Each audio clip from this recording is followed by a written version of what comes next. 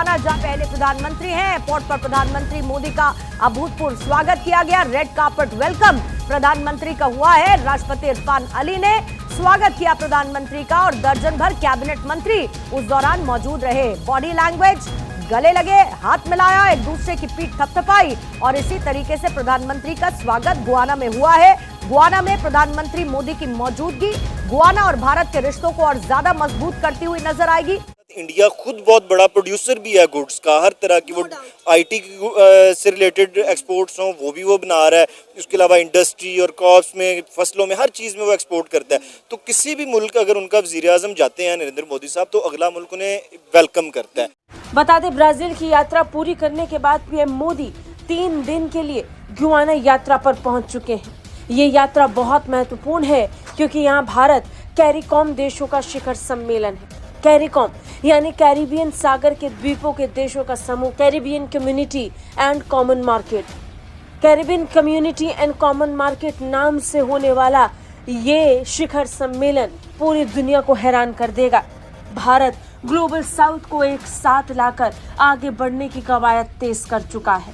Bharat African union देशों को एक साथ लाकर G20 में उनका स्थान बनाने में कामयाब रहा और अब कैरिकॉम देशों को एक साथ लाकर भारत बड़ा दाव खेलने वाला है। पाकिस्तान का बॉर्डर खुल जाए ना, आज़ादी दे दें, या कोई मुल्क हमें ईरान, अफगानिस्तान, इंडिया, कोई भी जो पाकिस्तान के साथ लगते हैं वो कहे कि हम वीज़ा फ्री करते हैं, इधर आ जाओ, तो यहाँ पे देखना कौन लोग रुकते हैं। कोई नहीं रुकेगा यहाँ पे। सिर्फ इनकी बातें हैं। We are not atomic whatever, या हम ये सब नहीं है। हमारे पास बॉम्ब नहीं है हैं, लेकिन लिमिटेड। वैसे अगर देखा जाए तो इंडिया, ये भारत, वट जो भी है, ये हमसे ज़्यादा आगे है देखा जाए। वो कैसे?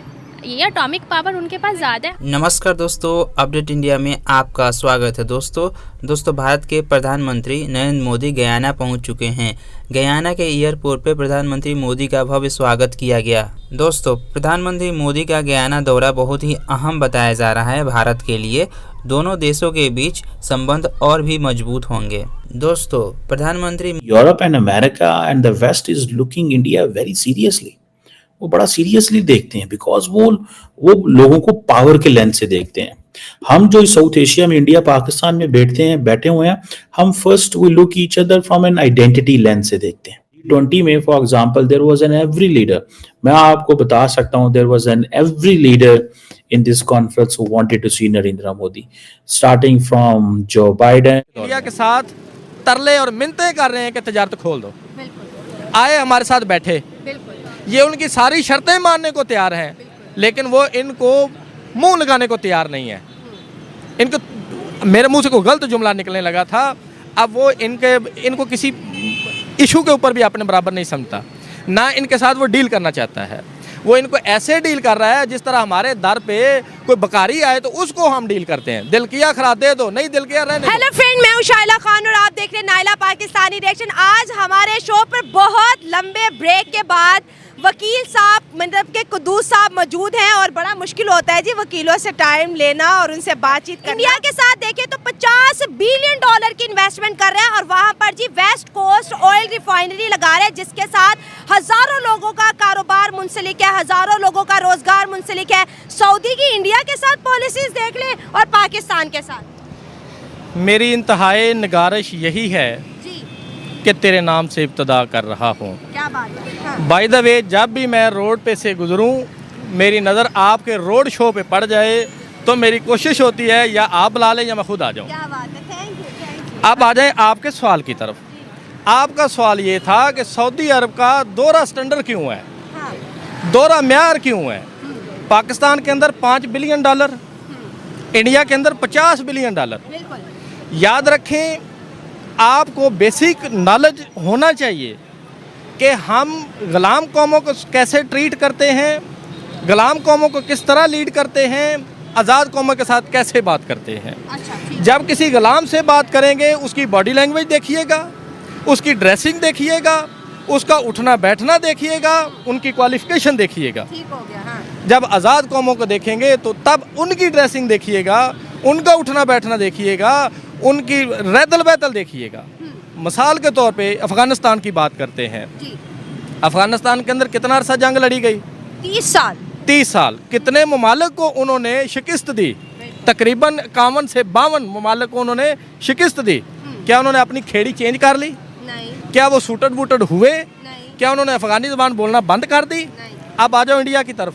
1947 के अंदर 2 मुल्क आज़ाद हुए थे। उनमें से एक कौम बन गई, दूसरी गुलाम दर गुलाम दर गुलाम दर गुलाम बन गई। इतना निचला दर्जा गुलामों मेरी का। तारीख पैदाइश 88 की है। ठीक हो गया। तब से लेके आज तक 3 रूलिंग पार्टियां रही हैं। सही हो गया। पीपल पार्टी, नवाज शरीफ जमा आमरीत, ठीक हो गया। नवाज शरीफ नून लीग जमा पीपल पार्टी प्लस आमरीत, इन दो ने रूल किया है। ठीक हो गया। मार्शल लॉ आया, डेमोक्रेसी आई। मैं डेमोक्रेसी नहीं डेमोक्रेसी बोल रहा हूँ। 3.5 साल इमरान गवर्नमेंट को मिले, जी। ठीक है। उसने आके इनका कच्चा चट्ठा खोल के रख दिया। पूरी दुनिया के सामने। अब बात करते हैं आपके टॉपिक की तरफ। जी। इंडिया के अंदर दुनिया की टॉप 3 यूनिवर्सिटीज़ वो अपने कैंपस खोलने जा रही हैं। नंबर 1 आ जाती है ऑक्सफोर्ड, उसका कैंपस इंडिया में खुल रहा है। दूसरी आ जाती है स्टैनफोर्ड, उसका भी उधर कैंपस बन रहा है। तीसरी आती थी येल, उसका भी उधर बन रहा है। इंडिया से वो चीज़, कोई भी चीज़ खरीदने में उन मुल्कों को ये आसानी होती है क्योंकि इंडिया के अंदर लेबर उन मुल्कों की निस्बत चीप है, सस्ती है, तो चीज़ बनती सस्ती है। तो इस वजह से जब वो मुल्क खरीदते हैं उनको वो चीज़ सस्ती मिल रही होती है। फिर अगर किसी भी मुल्क ने, जिस तरह ब्राज़ील है या दूसरे ममालिक जो हैं, वो कोई भी चीज़ अगर बना रहे हैं, अगर वो बेचना चाहते हैं तो अपने मुल्क की पूरी प्रोडक्ट सिर्फ एक इंडिया को बेच सकते हैं कि इंडिया के अंदर कंज्यूमर 1.5 अरब से ज़्यादा है उस प्रोडक्ट्स के। तो कोई भी मुल्क, अगर हर मुल्क का मफादात देखता है, तो इंडिया का नक्शा कोई बड़ा प्यारा नहीं बना हुआ कि उसको वो सपोर्ट कर रहे हैं, या पाकिस्तान का नक्शा कोई बुरा नहीं बना हुआ कि हमारे साथ ताल्लुकात नहीं बनते हैं, या नरेंद्र मोदी साहब इमरान खान या शहबाज शरीफ से ज़्यादा प्यारे नहीं हैं, ना ये उनसे प्यारे हैं, मफादात हैं। कि अगर यूक्रेन को या ब्राज़ील को, गोवा को अपने मफादात नज़र आएंगे तो वो तो वेलकम करेंगे, वो तो किसी को भी वेलकम। मोदी का गयाना का यह पहला दौरा है। 1968 के बाद कोई भी भारतीय प्रधानमंत्री गयाना के दौरे पे नहीं गया था। दोस्तों, प्रधानमंत्री मोदी जैसे ही गयाना के एयरपोर्ट पर उतरे, वहां के जो राष्ट्रपति हैं उन्होंने भव्य स्वागत किया प्रधानमंत्री मोदी का। स्वागत में रेड कारपेट दिया गया प्रधानमंत्री मोदी को। 56 सालों के बाद कोई भारतीय प्रधानमंत्री गयाना के दौरे पे गए हैं। गयाना के जो राष्ट्रपति हैं उन्होंने प्रधानमंत्री मोदी को इनवाइट किया था गयाना आने के लिए। प्रधानमंत्री मोदी गयाना के राष्ट्रपति से 2023 में मिल चुके हैं। 2023 में 17वें भारतीय प्रवासी का एक उपयोगी मीटिंग हुआ था जिसमें प्रधानमंत्री मोदी ने गयाना में जो लोग भारतीय रहते हैं वे लोग भी गयाना के एयरपोर्ट पे आए थे प्राइम मिनिस्टर मोदी का भव्य स्वागत के लिए। दोस्तों, प्राइम मिनिस्टर मोदी का गयाना के जो राष्ट्रपति हैं उनके साथ व्यापार, रक्षा और संस्कृति के ऊपर चर्चा होने वाली है। प्राइम मिनिस्टर मोदी गयाना के राष्ट्रपति के साथ पहले भी मिल चुके हैं।